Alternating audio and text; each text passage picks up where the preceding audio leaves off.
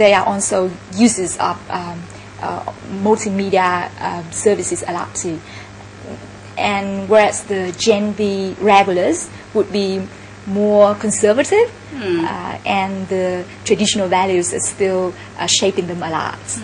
They spend more time in home than our parents, and less socializing than the urban moderns. The in-between consumers have quite similar mindsets to the urban moderns, but they still sort of like not as extroverts and not as experimentative as the urban moderns. That's why we put them in between. Having said that, though, if I am an advertiser and I'm targeting Gen V as my target market, what am I going to do? Because they are very different in 3 different subgroups. How am I going to appeal to them all? What I can say is most marketers, when they target Gen V in Vietnam, they would start out with the urban moderns.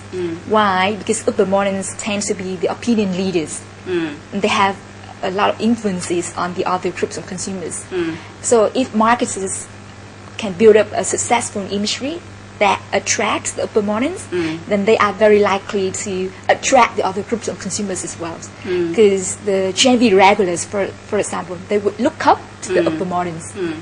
Because they tend to be later adopters, and they wait for the urban moderns to try, to experiment, and then they follow. There is a risk in terms of communication, I think, between being very edgy in your communication and being aspirational to the regulars as well. What's your point of view on that? That's one of the most common concerns of marketers and also advertisers when talking to urban moderns, because you need to attract urban moderns, but you can't alienate the other group of consumers, the 4 to 8% of Gen V regulars that I've just talked about. And that's why our clients, when they come to Vietnam, they would like to look at both urban moderns and Gen V regulars in terms of their reactions on the communications. For example, they would test the storyboards or the excerpts with the urban moderns to find out what they think and to get their inputs for the advertising. But then, to be safe, they would then test the TVC or the finished film one more time with the Gen V regulars, just to make sure that the Gen V regulars are buying into the idea too, and there's no cross-negative kind of identified. Let me take us back one generation to yours and my generation, and our values and aspirations were very, very different from what the current generation is having. In your opinion, what are the key differences between the two generations, do you think? Well, the most prominent difference would be that the Vietnamese youth today, they have so much information. They have access to a variety of sources of information. They now have cable TV, they've got internet, and they can use multimedia services like GPRS or 3G with their mobile phones. They are very updated. They know what's going on in Vietnam and also in the world. But they are also more easily influenced by other cultures' values. You have seen the influence of the Hallyu or the Korean wave in Vietnam, right? From the way they dress, the way they wear makeup, to the foods and brands they are consuming. The other difference is now they have a higher level of consumerism than we used to be. I think it's because they have a strong urge to indulge themselves. It's the sense of instant gratification, which we didn't have in our generation. It seems to me, though, that this particular Gen V generation is what I call a trapped generation. Trapped in between the past of values and traditions passed on by their parents, and trapped in between the present with a lot of exposure to media and a lot of the westernized sort of characteristics. What is your view on that? That's true. That's what we call duality kind of concept. And a lot of marketers have been talking about this too, that Vietnamese youths are still very much at the transition stage. And they want to do what they like and have as much freedom as they want. But they're also aware of the fact that they can't upset their parents. They still look at their parents as their idols? Well, the truth is they do. They do? They do. Interesting, right? Sometimes when we ask them, so who are your idols in life? Top of mind, they would talk about international icons of success, like Bill Gates or Steve Jobs. But then when we ask who else, then they would talk about their parents, their uncles, the close ones. But they only talk about those when they are also icons of success. And success here simply means their parents have gone through a tough time and they strive hard to overcome those toughnesses. And now, they have a decent life, their kids have a good life. That's what they call success from their parents. Now, interestingly, what I would think is that for such a generation of having individuality and a lot of freedom of expression, they would probably idolize models or singers or movie stars, and that's not the case. Why is that? Well, if you talk to them and ask them what celebrities they like, then you might hear names like Miley Cyrus or Linkin Park. But when you talk about who they idolize, then that would be Bill Gates, Steve Jobs, or Dang Lê Nguyên Vũ as an icon of local success. And why so? Well, I think that's because of the Vietnamese essence that's deep inside every single Vietnamese person, no matter what their age is. Because we grow up and we are taught that we need to strive hard in life. No pain, no gain. I also noticed that through the Gen V study, you spotted the 4 key trends within this Gen V subgroup.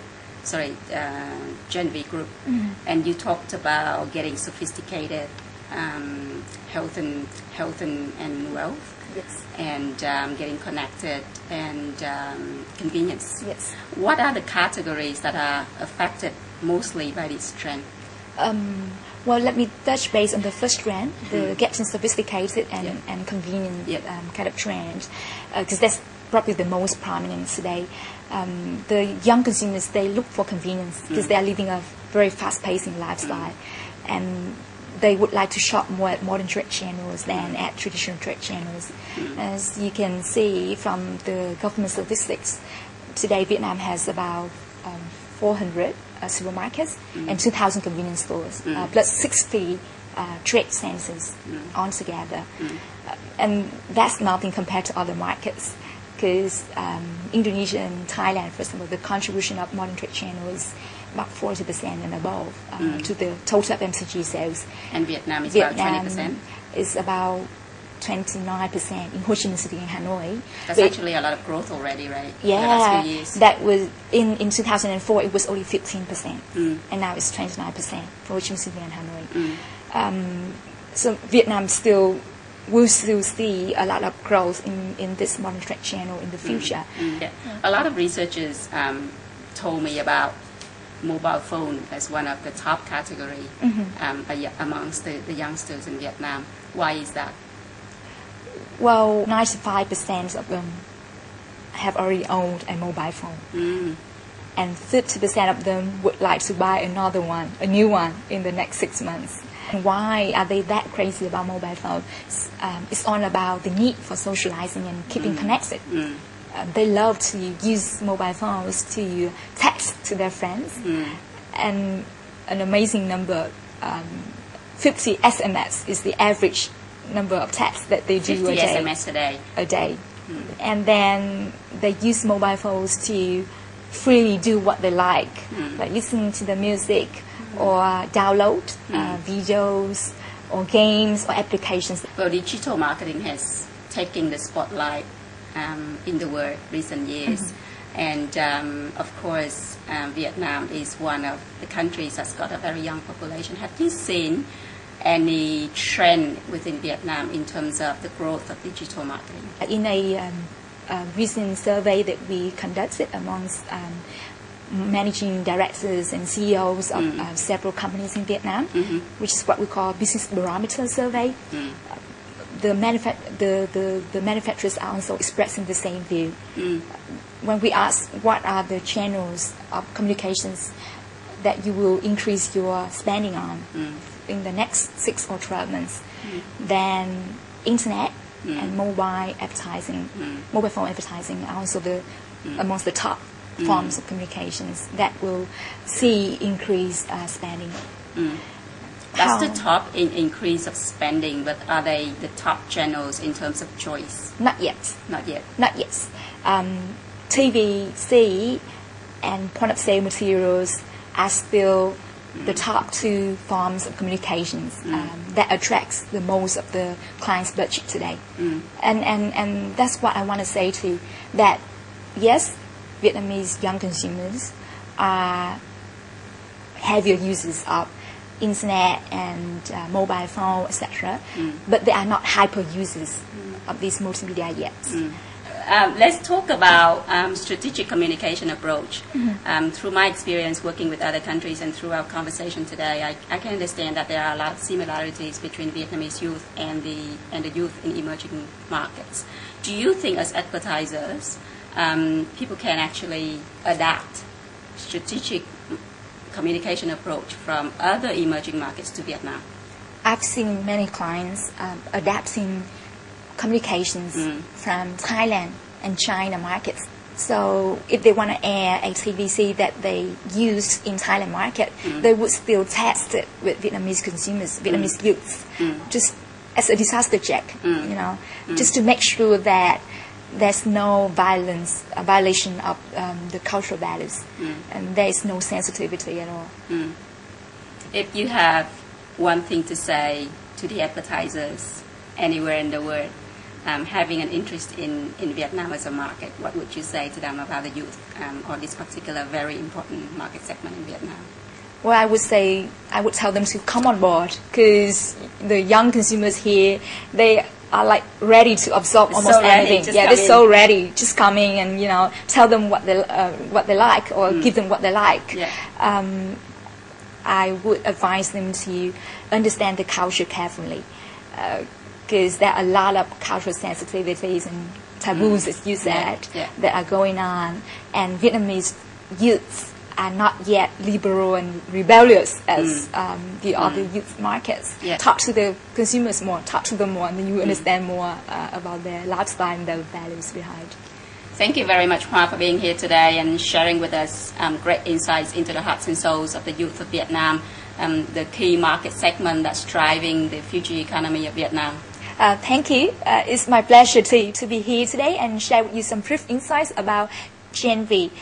If you have any questions regarding this topic, please feel free to send us an email at phi@insidevietnam.com.vn.